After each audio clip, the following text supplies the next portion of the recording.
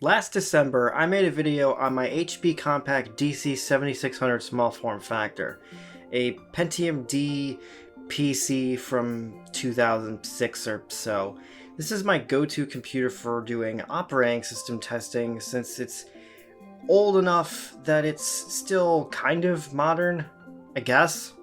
At the time, it had a Pentium D 940 with 2 gigs of RAM, a slow old hard drive, DVD drive, no kind of dedicated graphics whatsoever, and Windows 7. And in that configuration, it wasn't a bad machine, far from it. It's just that it could be a lot better. In particular, with the old Windows 7 install on this computer, it was quite slow, mostly down to the lack of RAM and the mechanical hard drive. So that's what we're going to be aiming to fix today. It took many months of figuring out how to approach this video, what kind of parts to get, but after many months, I've come up with a collection of parts that I've already had, parts that I stole from other computers, and parts that were relatively cheap online. This isn't the ultimate collection of parts, far from it, but hopefully it's enough to improve this machine significantly. Most of these upgrades were put together with compatibility in mind. Since I'm using this for operating system testing, I want this to be able to work with a whole range of stuff. So with that in mind, let's go ahead and go through all the parts, I guess. Starting off with two 1GB sticks of RAM. I should clarify, I actually put another stick of RAM into this computer to get 2.25 gigs of RAM. Big difference. I want to be able to use the old sticks of RAM that are already in this computer, so I tracked down two pretty much identical 1GB sticks to be able to use with the existing RAM for a total of 4GB, the most this computer will support. Next up, by popular demand, an SSD.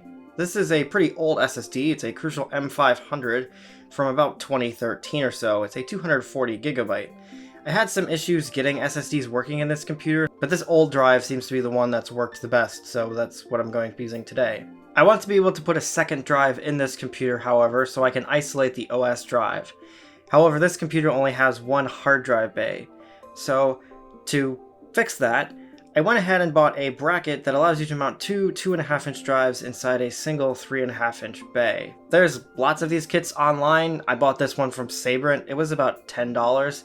And the thing that made me want to buy this one was because it came with a whole lot of other stuff, including SATA cables, screws, adapters, and even a screwdriver. I'm not going to say no to free tools. Since I don't have another SSD, I'm going to be putting in this 500GB hard drive.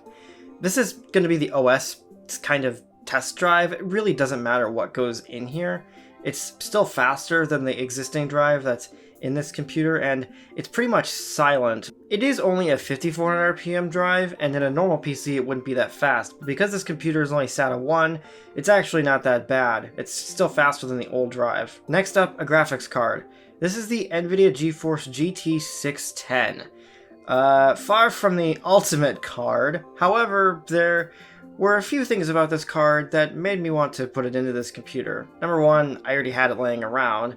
Number two, it's compatible all the way from Windows XP to Windows 10 with drivers. And the most important thing is that it has an HDMI port, which means I can pretty much plug this thing right into my capture card and it will just work. I did a few videos now with this graphics card and I've gotten capture to work just fine. So for the most part, that's what I need out of this rather than performance. Next up, I'm going to be throwing in Wi-Fi into this computer. This is like the one component that's not really compatible with a whole lot. It's a Realtek wireless and Wi-Fi card on this PCB. It's not really compatible with anything older than Windows 7, but I want Wi-Fi in this computer. I hate using my USB adapter, and this should be way faster for any modern operating system. Finally, because it's something I need to take care of on this computer, a new optical drive. I should mention the original optical drive that was in this computer when I made this video stopped working, so I had to replace it with a different drive that's only a CD-ROM drive. I just need something that can do DVDs, so that's why I bought this drive. It's basically the exact same thing as the old one. It has to be IDE, and also it was the cheapest IDE drive on eBay. It was like $9, so to be honest, if it doesn't work, I don't really care. And with that, that's pretty much all the parts taken care of on this machine. It's time to get to work. It's fairly easy to get to the components you want to change on this computer. It doesn't need a whole lot of tools. Here's a good look at that CD-ROM drive, by the way. It's fine, I guess. First things first, we're gonna go ahead and take care of the RAM, just because it's the easiest. I don't even know where this other stick of RAM came from, I just had it. It was a pair, but the other stick didn't work, so it's a lot slower than the existing RAM, so I'm not even gonna try and use it. The RAM I bought is pretty much identical to the one that's already in this computer, down to the timings and everything, so it should be a good match with the existing RAM, and that way I don't have old 1GB sticks of RAM laying around. You're probably wondering why not more than 4 gigs of RAM, and it's because this computer just doesn't support it. It can't actually use more than 3.5 gigabytes of RAM due to chipset limitations, so this is the most this computer can support. Next up is the hard drive. The drive in this computer is secured in place with these screws that I'll need to remove, but otherwise it's entirely toolless. This drive still works fine, it's just very old, very loud, gets very hot, it's very annoying, and it's very slow, so yeah, it can go into something else. I figured I'd open that bracket box.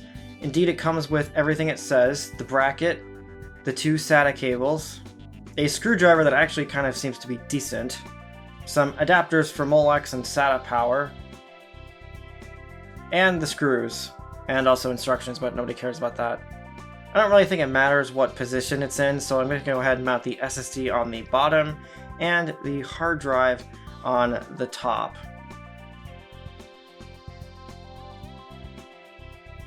I will say this bracket is high quality enough that it won't cut your hands up while working with it, so that's cool. It also does have a bit of a gap between the 2 drives, so they have some room to breathe. I didn't have any other screws laying around, so I transferred the old ones off of the old drive.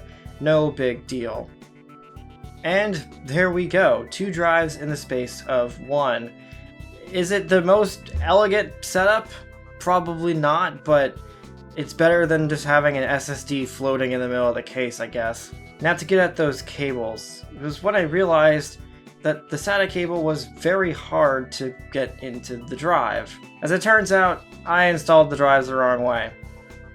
Whoops. Although the SATA cable still really didn't seem that secure, it still seemed like it was able to come out pretty easily on both ends, but whatever, it seemed to make a secure enough connection, I guess. Unfortunately, I realized the other SATA cable was a right angle one.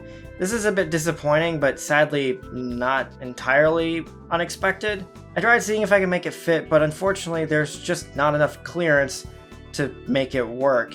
And the ports on this system are oriented in such a way that it's not possible to make both of them fit. So I thought I would just use the old SATA cable instead, since it wasn't a right angled one, and that seemed to work.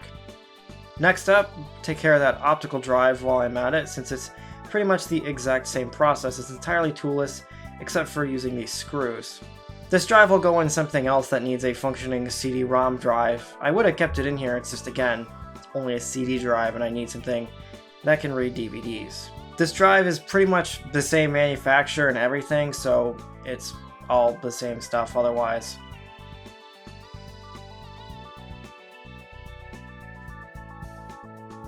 As much as I would have wanted to include a SATA drive in this computer, again, there's just not enough ports for it on the system. Next came the task of figuring out how to power this, since the computer had another SATA power connector, but unfortunately, it's very short when you use the floppy drive. I thought maybe it would fit, but it was gonna be tight either way. My first instinct was to use that SATA adapter that came bundled with it, which would have worked, and this did fit in the drive, but it was very bulky and the computer barely closed with this, so I wanted to try and see if I could make it fit with the existing power cable. And that's when I noticed something. The SATA data plug didn't want to fit into the hard drive anymore. As it turns out, the connector had just snapped off inside the cable. I have no excuse for this. I genuinely have no idea what happened. I thought I was careful enough with the drive, but apparently not. I had used this drive previously and I didn't think there were any signs of it breaking, but I guess it was just ready to break and messing with it was enough to do that.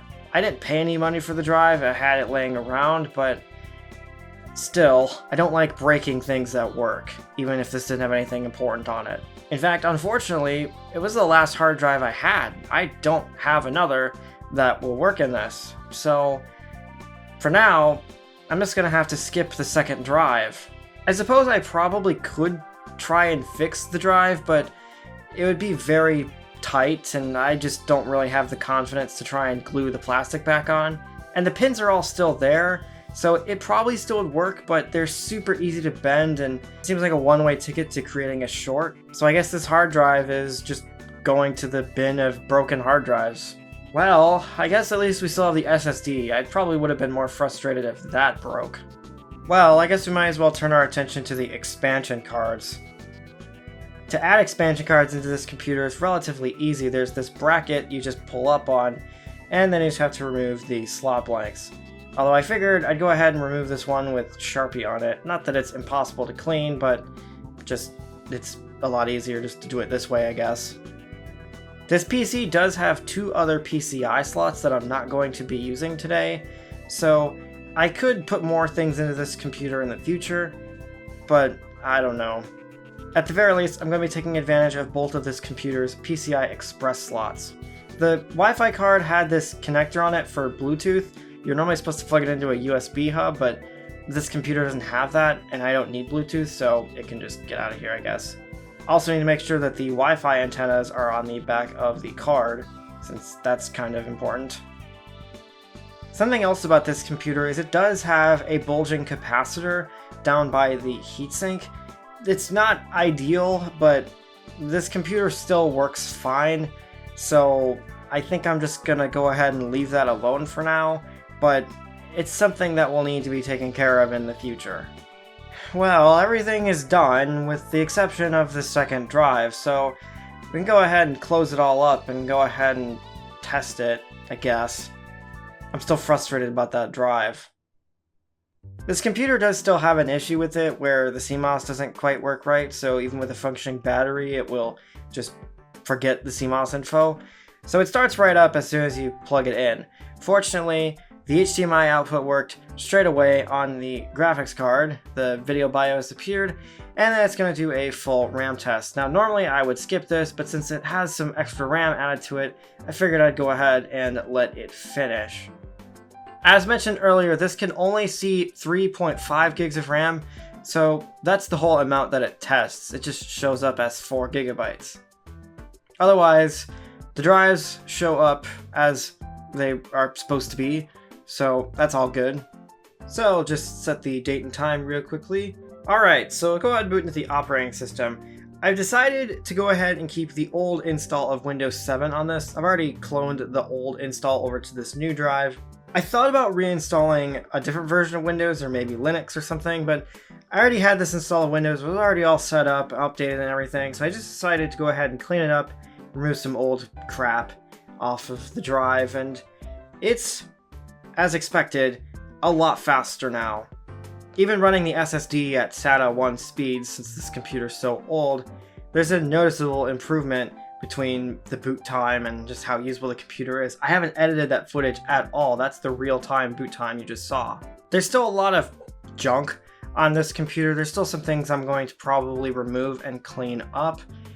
So it's not like there's really a whole lot else going on that you couldn't have seen in the original video. Since I was testing these parts already in this computer, all the drivers are already installed for the GPU and the Wi-Fi. The Wi-Fi driver in particular was kind of a pain in the butt to get working. However, it is worth it because it does mean this computer can browse the internet much faster now. I should mention I installed Superbium on this PC. It had Firefox, which is no longer supported on Windows 7. I tried WaterFox, but it just didn't work for some reason, so this is the next best thing. As for the speeds of that Wi-Fi card, it's only wireless N, so it's nowhere near as good as what my Wi-Fi can normally do, but compared to the speeds of Wi-Fi G, it's much better. As for actual web browsing on this computer, it's fairly decent, to be honest. But that does come with an asterisk. As you can see by the task manager, the CPU and RAM are pretty much being used to their maximum. Because of that, this computer does get kind of loud, but still, this is pretty impressive for a computer from 2006.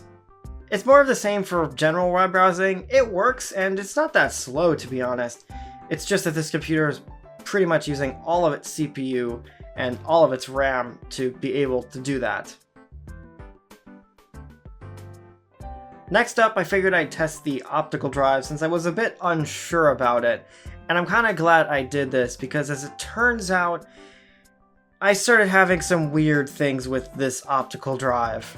See, it works. It was advertised as being functional when I bought it, and it worked when I started using it. However, I realized that most of my disks don't actually work in it. Windows itself will see disks for the most part as blank, but using a program like ImageBurn here, you can see that it detects the drive isn't empty, it just can't read the disk for some reason. It does this with most of my most commonly used disks that I have. Some disks do work, mostly CDs. Those are what I've gotten to work fine on this computer. I tested and verified a few different CDs, and they worked with no problem. I did also get some DVDs to work, so it's not like it's broken. I tried both DVD plus R and dash R media. It shouldn't make a difference because this is a DVD multi-drive, but it just wasn't reading most of my disks, and most of the time just detected them as blank disks, which isn't exactly good in a computer that I just need to be able to put other operating systems on at any time. I'm sure maybe cleaning the laser would fix it. I don't know, I'll have to deal with it later. Now the last thing I can really test is that graphics card. The GT610 isn't exactly a very good GPU. It was already pretty crap even compared to a card of its day. So instead my idea was to briefly run through some old games from when this computer would have been new. So I guess we'll do this briefly.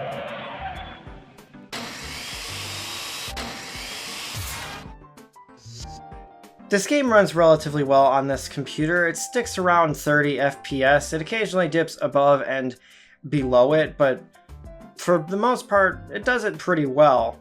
This isn't really that surprising though, since even when this game was new, it didn't need that amazing of a processor or a graphics card.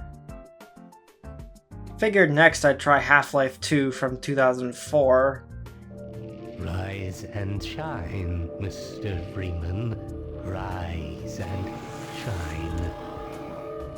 Not that I wish to imply you have been sleeping on the job. No one is more deserving of a rest, and all the effort in the world would have gone to waste until, well, let's just say your hour has come again.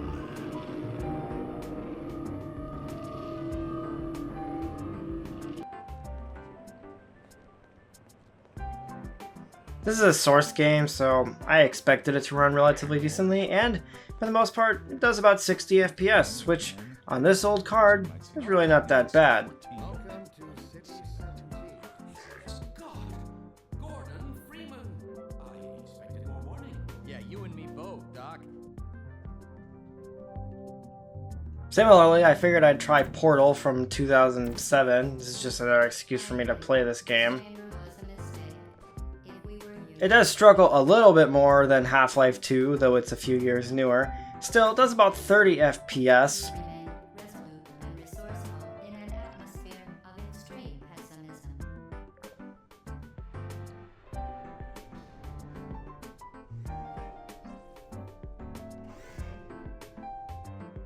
Next, a classic, Roller Coaster Tycoon 3 from 2004.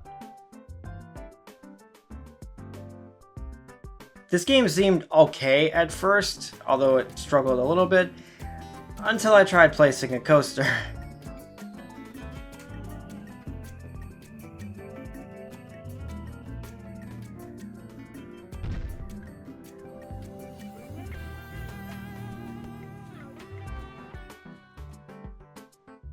Next, SimCity 4 from 2003.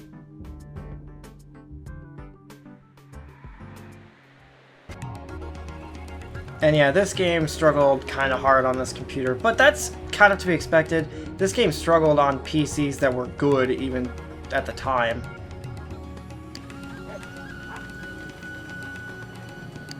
And while I really didn't expect a lot out of this GPU, for old games, it does still have some capability. It's not entirely useless. Finally, I thought I'd try something a little newer. This is The Sims 3 from 2011. Not that it's really demanding either, but just to try something different.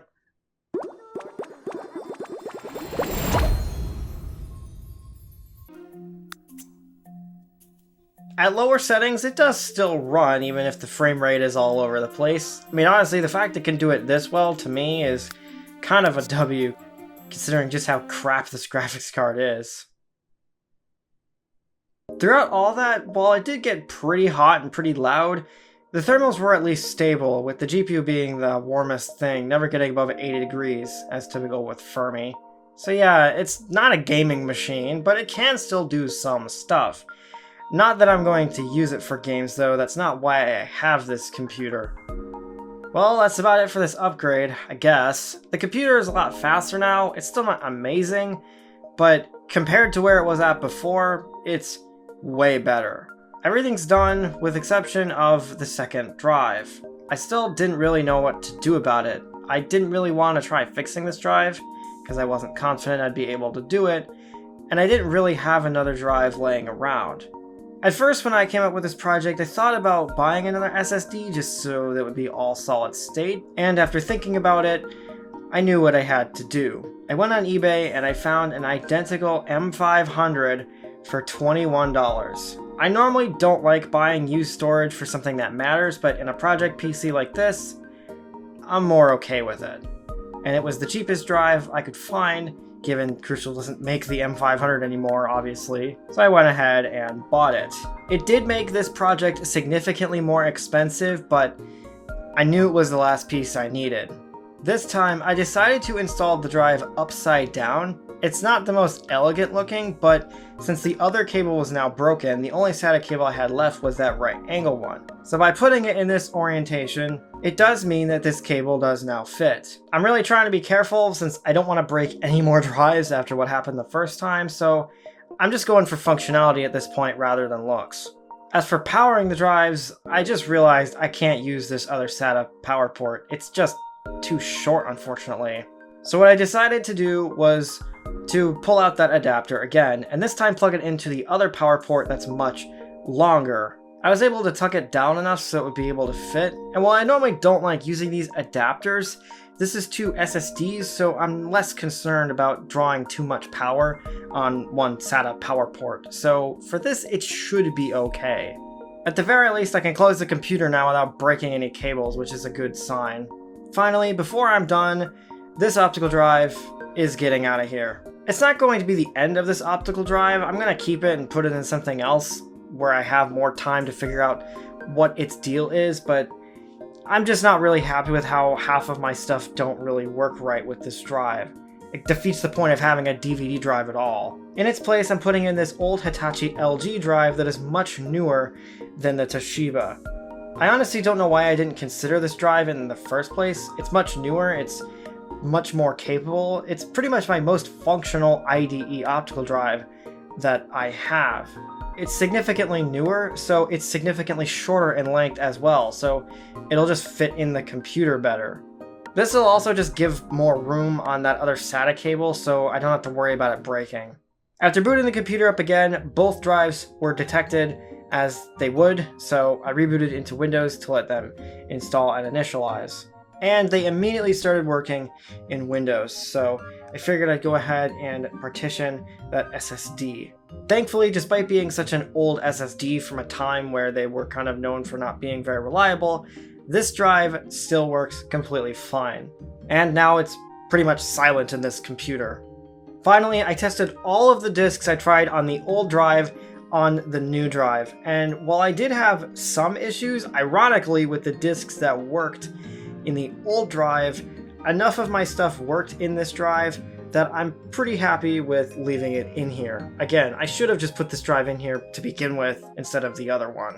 And with that, now we're done. As I mentioned earlier, it's far from the ultimate collection of parts. There's some more higher end stuff I could put in this. like a better CPU and GPU, but I figured this collection of parts will be more useful for what I'm trying to do with the computer and will just make it work better. That being said, I still might do a third video upgrading this even more, but for the most part, I tackle the things that are most important with this. I will still need to revisit this thing either way to take care of that capacitor. I do want to get that taken care of at some point, but for now, I think this computer is relatively complete.